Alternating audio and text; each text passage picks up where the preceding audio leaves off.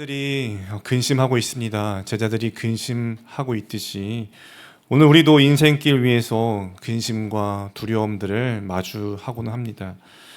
누군가의 관계가 끊어지고 슬픔을 느끼게 되기도 하고요. 심지어는 하나님과의 관계가 멀어진 것처럼 느껴질 때도 있습니다. 또 미래에 대한 걱정과 불안으로 마음이 무거워질 때도 있고요. 하는 일이 잘 풀리지 않아서 예상치 못한 어려움들이 닥칠 때에, 또 우리가 의지하던 많은 것들이 무너질 때에 근심과 걱정에 우리는 그렇게 사로잡히게 됩니다. 그때 어떻게 해야 하는지, 그때 누구를 믿어야 하는지 우리는 근심하게 되지요. 여러분들은 그러한 때에 어떻게 하십니까? 우리는 무엇을 해야 하고 무엇을 하지 말아야 합니까? 제자들도 근심에 빠져 있습니다. 두 가지 이유를 생각해 볼 수 있는데요. 첫 번째는 예수님께서 떠나가셨기 때문이죠. 어디로 떠나신다고 하셨습니까? 예수님은 죽음을 향해서 떠나가신다고 하셨습니다. 그 말씀을 들은 제자들은 깊은 슬픔과 근심에 잠기고 있는 것이죠. 그 말씀을 들은 제자들은 깊은 슬픔과 잠기게 되면서 오늘 그들의 모습을 바라보는 예수님의 말씀이 증거되고 있습니다. 예수님이 제자들을 떠나가신다는 것은 죽음을 의미했고, 그것은 예수님과의 단절, 사랑하는 주님을 더 이상 곁에서 바라볼 수 없다는 그런 뜻이었기 때문에 그들은 근심에 빠져 있는 것이고요. 두 번째는 예수님에 대한 기대가 무너졌기 때문에 또 근심에 빠져 있는 것이라 할 수 있죠. 제자들은 예수님을 정치적인 메시아로서 기대했었습니다. 자신들의 미래가 예수님과 함께 밝아질 것이다 라고 기대했었습니다. 그런데 예수님께서 죽음을 말씀하시자 그들의 모든 기대와 꿈과 소망이 무너져 버린 것입니다. 이들의 근심은 어떤 근심이었을까요? 존재론적인 근심이기도 했고 영적인 불안이기도 했습니다. 오늘 본문은 그런 제자들을 보시고 제자들이 무엇을 해야 하고 무엇을 하지 않아도 되는지 예수님께서 말씀하시고 있는 본문입니다. 제자들은 무엇을 하지 않아도 됩니까? 예수님께서 1절 말씀에 보면 걱정하지 않아도 된다, 근심하지 않아도 된다 말씀하시죠. 사실 우리가요, 여러분, 근심하고 걱정할 일들이 생겼을 때에 걱정하고 근심하게 되는 것은 자연스러운 반응이죠. 때로는 그것이 삶을 살아내면서 풀어가는 과정의 일부분이기도 합니다. 더욱이나 제자들은 지금 예수님과의 단절을 겪어야 합니다. 기대와 희망이 사라져버리는 것이나 다름없는 상황입니다. 그런데 예수님께서 근심하지 말라 말씀하시는데 왜일까요? 이 제자들의 상황과 마음을 깊이 공감하지 못하시기 때문에 예수님께서 근심하지 말라, 그냥 그렇게 격려하면서 긍정적인 사고를 할 것을 말씀하고 계시는 것일까요? 아니죠. 예수님은 이미 제자들의 모든 근심을 다 아시고 짊어지시고 십자가로 나아가고 계십니다. 그러면 무엇을 하면 될까? 1절 말씀에서 너희는 마음에 근심하지 말라라고 말씀하시면서 하나님을 믿으니 또 나를 믿으라 라고 말씀하십니다. 하나님을 믿으니 나를 믿으라. 하나님을 믿는 것처럼 예수님 자신도 믿으라 라고 말씀하시는 것이죠. 예수님과 하나님은 동등하신 분이시기 때문에 예수님을 잘 믿는 것은 하나님을 잘 믿는 것이죠. 지금 여러분들의 인생에는 어떤 근심이 있으십니까? 그런 우리에게 예수님은요, 오늘 본문 말씀처럼 제자들에게 하셨던 말씀처럼 우리에게도 똑같이 동일하게 말씀하실 것입니다. 자신을 믿으라, 나를 믿으라.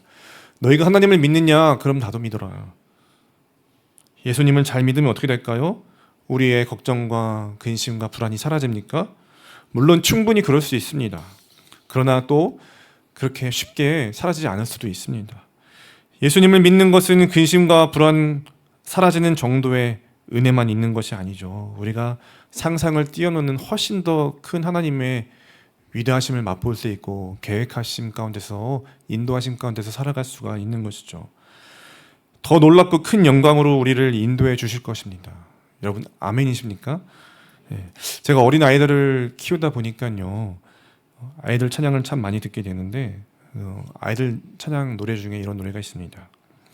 예수님 믿으세요, 예수님 믿으세요, 예수님 믿으세요. 놀라운 일이 생겨요. 어떻게든 좀 웃게 해드리려고 포인트를 잡으려고 노력을 많이 했습니다. 네, 놀라운 일이 생겨요. 십자가에서 죽으시고 다시 살아나신 그 예수님 때문에 놀라운 일이 생깁니다. 옆에 있는 분들과 한번 이렇게 고백해 보실까요? 예수님 믿으세요. 놀라운 일이 생깁니다. 예수님 믿으세요. 놀라운 일이 생깁니다. 예수님 믿으면 놀라운 일이 생기는데 어떤 놀라운 일이 생길까요, 여러분? 십자가에서 죽으시고 다시 살아나신 예수님을 믿으면 구원받는 것입니다. 구원받는 것. 어떤 문제 앞에서도 예수님을 믿으면 구원의 은혜가 우리의 문제를 덮어줄 것입니다. 근심, 걱정, 괴로움, 슬픔 모든 문제들은 예수님을 잘 믿으면 구원받은 성도에게 주어지는 그 은혜 가운데에서 다 해결받고 자유하게 되는 것이죠. 그러면 여러분, 구원이 무엇일까? 오늘 본문을 통해서 살펴볼 때 오늘 본문에서는 구원을 이렇게 표현하고 있는 것 같습니다. 구원이란 무엇인가? 영원한 거처가 마련된 것. 영원한 거처가 마련된 것이다. 2절 말씀을 함께 보실까요? 함께 읽어보겠습니다. 시작.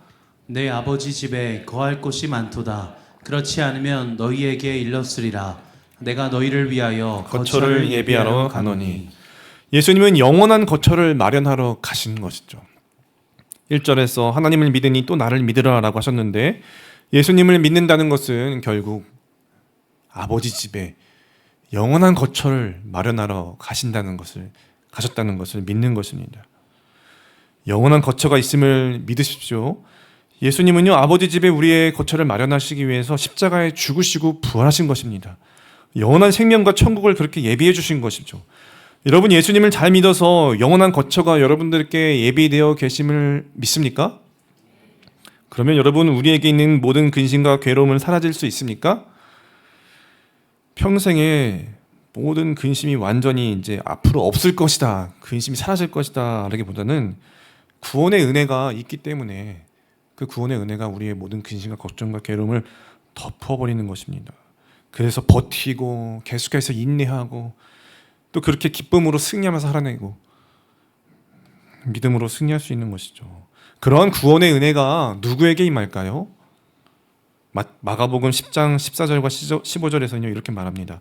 하나님의 나라가 이런 자의 것이니라. 내가 진실로 너희에게 이르노니 누구든지 하나님의 나라를 어린아이와 같이 받들지 않는 자는 결탄코 그곳에 들어가지 못하리라 하시고, 어린아이처럼 하나님의 나라를 받아들이는 자가, 하늘을 소망하는 자가 구원의 은혜를 오늘 이 땅에서 누리게 되는 것이죠. 어린아이처럼 하나님 나라를 받아들이는 것은 무엇을 뜻하는 것일까요? 예수님을 전적으로 신뢰하고 의지하는 것, 예수님을 전적으로 우리 삶의 주인 삼는 것, 현재의 고난과 염려와 걱정되는 상황을 나의 관점으로 바라보면서 다른 것을 의지하는 것이 아니라 부활 승리하신 예수 그리스도 안에 있는 은혜를 의지하면서 그렇게 전적으로 신뢰하는 것. 어린아이가 아버지 어머니가 있으면 담대하고 두려움 없듯이 그렇게 전적으로 신뢰하고 의지하는 것이죠. 여러분, 그렇게 예수님을 믿으면 구원의 은혜가 우리의 문제를 덮습니다. 견디게 하고 인내하게 하고 이기게 하는 것이죠. 근심, 걱정, 괴로운, 슬픈 모든 문제들은 예수님을 잘 믿으면 그 소망 가운데 다 해결받고 자유하게 되는 것이죠. 예수님이 허락하신 하나님의 나라를 어린아이처럼 믿는 우리가 되기를 바랍니다.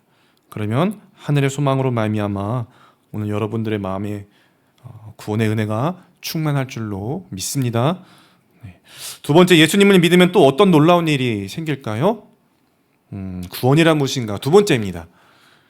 구원은요, 하나님과 함께하는 것이죠. 하나님과 함께하는 것. 요한복음 14장 3절에서 예수님이 이렇게 말씀하십니다. 가서 너희를 위하여 거처를 예비하면 내가 다시 와서 너희를 내게로 영접하여 나 있는 곳에 너희도 있게 하리라. 여러분, 여기서 주목해 볼 표현은요, 내게로 영접하여입니다. 내게로 영접하여. 예수님은 우리를 어떤 특정한 장소로, 어떤 특정한 곳으로 인도해 주신다라고 말씀하고 있는 것이 아니라 예수님 자신에게로, 곧 우리를 당신과 함께 하신다고 하셨습니다. 영접하여. 이것은 단순히 천국행 티켓을 말하는 것이 아니라 예수님과 연합, 예수님과의 교제, 곧 하나님과 함께하는 삶의 회복을 뜻하는 것입니다. 그렇기 때문에 예수님을 믿는다는 것은 구체적으로 무엇을 믿는다는 것이라고 볼 수 있겠습니까? 아까는 좀 전에는 하늘 아버지 집에 영원히 거처가 마련되어 있는 것을 믿는 것이라고 했는데, 또 두 번째는 우리가 하나님이 거하시는 성전으로서 그런 존재로서 새롭게 되었음을 믿는 것이죠. 그래서 하나님의 성전된 그런 존재로서 거룩하게 하나님의 영광을 드러내면서 살아가는 것, 우리는 그런 존재임을 믿는 것입니다. 제자들도 마찬가지였습니다. 그들은 예수님을 통해서 기대했던 소망들이 무너졌죠. 현실적인 소망들, 명예와 지위와 어떤 자신들이 바랐던 그런 나라, 그런 것들이 무너졌습니다. 근데 그런 것들을 이제는 내려놔야 합니다. 내려놓고 예수님과 함께 하나님의 나라를 세워가는 자로 부르심 받았다는 것을 깨달아야 하는 것이죠. 그리고 그렇게 다시 설 때에 제자들의 근심과 두려움도 사라지게 될 것입니다. 우리의 삶도 마찬가지 아닐까요? 우리의 근본적인 근심은요, 우리의 근본적인 두려움은요, 불안은요, 어디서 옵니까? 물질적인 문제에서 옵니까? 관계적인 문제에서 옵니까? 물론 그 두 가지가 우리를 가장 두렵게 하고 근심되게 합니다. 하지만 더 본질적으로 더 깊은 곳에서 우리의 근심은 어디서 옵니까? 하나님과의 관계가 온전하지 않을 때에 찾아옵니다. 내가 하나님의 사람으로서 어떤 존재인지, 내가 하나님의 사람으로서 왜 창조되었고 하나님이 나를 왜 불러주셨는지, 그 하나님의 영광을 드러내는 삶을 살고 있지 못할 때, 그런 관계 가운데 하나님과의 교제가 깊지 못할 때 허무함과 두려움이 밀려옵니다. 저도 때로는 사역을 하다가도 그런 존재로서 부르심이 제 자신이 온전하게 서 있지 못할 때에는 제 자신의 개인의 삶, 여러 가지 문제들, 지금 원고에도 없어서 다 말할 수 없는 문제들, 그런 것 때문에 근심 많고 걱정이 많고 어떻게 이 앞으로의 주님 부르신 길을 따라가야 할지 걱정 근심만 있을 때가 몰려올 때가 있는데요. 하지만 다시 주님 앞에 서서 예수님을 온전히 믿을 때, 하나님과 관계가 회복될 때, 그래서 내가 어떤 존재인지, 내가 이 상황에도 불구하고 그럼에도 불구하고 하나님의 영광을 드러내는 존재로 하나님 부르셨다는 것을 바라보고서 겸손하게 또 주님을 신뢰하고 전적으로 의지하면서 그렇게 살아나갈 때에 우리는 근심과 걱정을 다 뒤로 하고 기쁨과 감사함으로 주님을 따라갈 수가 있게 되는 것 아니겠습니까? 사랑하는 여러분, 예수님을 믿고 예수님과 함께하는 삶을 선택하는 우리가 되기를 바랍니다. 예수님과 함께하는 삶을 선택하는 것은요, 이 세상에서의 많은 길들 가운데에서 그거 다 버려버리고 예수님만이 길이심을 믿는 거죠. 예수님은 이미 충분히 제자들에게 자신이 하나님께로 가는 길임을 나타내 보여주셨습니다. 그래서 4절에 보면 내가 어디로 가는지 그 길을 너희가 아느니라 라고 말씀하시죠. 그런데 도마는 뭐라고 합니까? 5절에서 도마가 이르되 주여 주께서 어디로 가시는지 우리가 알지 못하거늘 그 길을 어찌 알겠사옵나이까. 그 길을 어찌 알겠사옵나이까. 도마는 모른다고 합니다. 예수님이 3년간 보여주셨는데 모른다고 하는 것은 도대체 무슨 상황일까요? 우리가 50년간 60년간 신앙생활을 하면서 말씀도 읽고 예배도 하고 교육도 받고 훈련도 하고 선교도 갔는데 여전히 또 세상에 근심된 일들 가운데 방황하고 어떻게 나아가야 할지 모르는 것은 왜 그러는 것일까요? 예수님의 길이 전혀 예수님과 함께할 수 있는 길인 것인가 믿어지지 않을 때 그렇죠. 예수님의 길은 그냥 죽음의 길처럼 보이고 자존심이 무너진 길처럼 보이고 패배하는 길처럼 보이고 손해보는 길처럼 보이고 그럴 때 우리는 예수님의 길을 따라가지 못하죠. 아직 제자들은 이 땅에서의 삶에 세상 일에 마음을 두고 있습니다. 아직 제자들은 자신들의 안위와 명예와 주인됨을 버리지 못하고 있기 때문에 진정한 십자가의 길을 깨닫지 못했기 때문에 길을 모른다라고 그렇게 질문하고 있는 것이죠. 여러분 혹시 오늘 저와 여러분들도 그러지 않습니까? 그래서 때로는 구원의 은혜를 참되게 누리지 못하고 근심만 쌓여 있는 것은 아닐까요?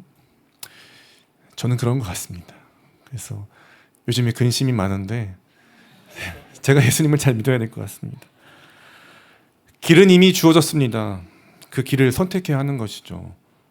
6절 말씀에 보면 예수께서 이르시되 내가 곧 길이요 진리요 생명이니 나로 말미암지 않고는 아버지께로 올 자가 없느니라.